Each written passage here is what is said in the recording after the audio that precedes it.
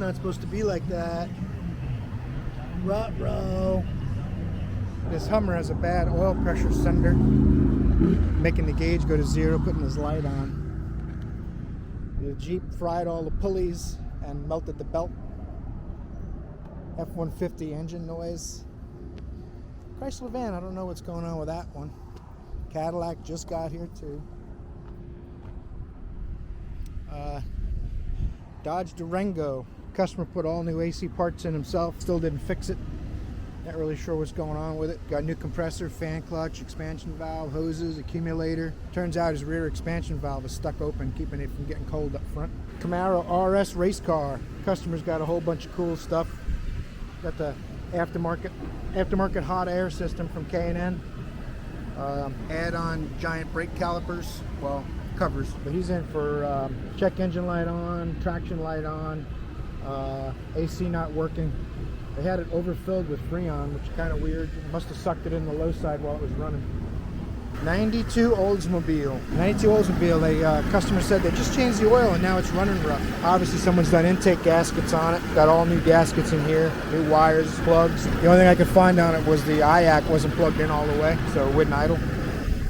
Mustang race car, trying to get that one to run better. Guy put a carburetor on it, took the fuel injection off. 72 Chevy truck, 4x4. Another shop did $3,000 worth of work and can't get it to stay running. It seems to run out of fuel. And the add-on fuel filter down here, they put an add-on fuel filter in the fuel system. It empties out and then the engine starts to stall. I tried a backup fuel tank and fuel hose and it still does it, so it's on the suction side of the fuel pump, which they've already put a new fuel pump in it. Joe's doing him a Hemi. That thing got a Hemi? What's up, YouTube? What? Actually, it doesn't have a Hemi. Right now it doesn't have a Hemi. Prius me and Paul are fixing up to sell. He got very upset when he wasn't included in the fact that we bought it together. 2000 GMC pickup. This one's got a bad spider assembly. It's not giving fuel to cylinder 4. It's running lean on cylinder 4 as a rough idle. And then we got the usual Lemon Log Mustang that Ford won't come pick up. She Eclipse has a bad PCM. Customer doesn't have any money. Chevy Cruze, it's got a bad transmission. And Nissan Versa has a 6-speed manual transmission, 62,000 miles, and it's got a bad bearing in the transaxle, so it tries to lock up going down the road. This Tahoe behind me's got a PO131 and a PO171 lean bank 1 code. Turns out it's got a bad oxygen sensor. Scan data, you can see where it would peg to 0. The longer it ran, it would peg to 0 on the bank 1 sensor 1. Bank 1 sensor 2 is perfectly happy though. It went high at 950 millivolts. So we know the two left bank oxygen sensors don't agree. All the intake gaskets check good. So we're going to put a bank 1 sensor 1 O2 sensor in it. Here are the codes and the fuel trims. See how she runs. I think it'll be good. We put a Jasper engine in it about 3 or 4 years ago. He likes that truck. He keeps fixing it. It's got 260,000 miles on it. All right, Cadillac evaporator, 1987. It's the pile of parts you end up with. Doing a condenser, evaporator, the orifice. Told him about the oil leaks, but we're not going to do those today.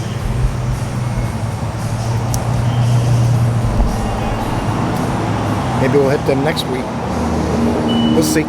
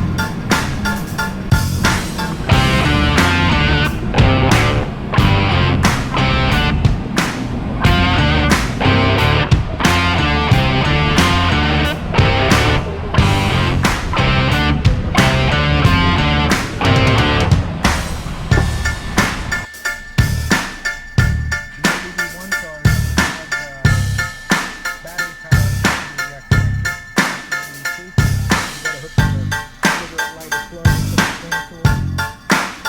Plug that right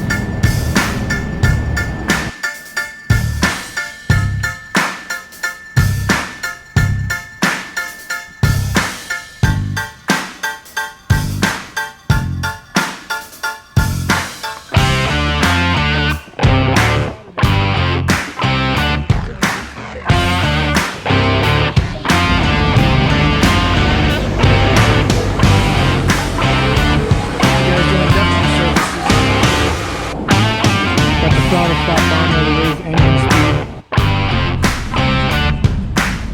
Fluid evaporator. No brand's perfect.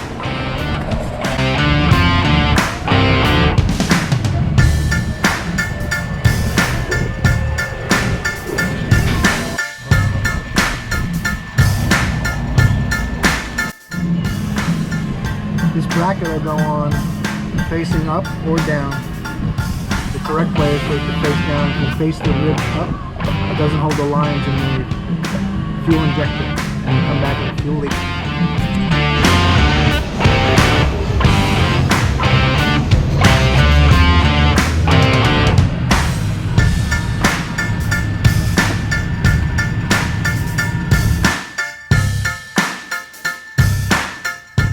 Hope you guys enjoyed the video today. Remember to smash that like and subscribe button, and I'll see you in the next video.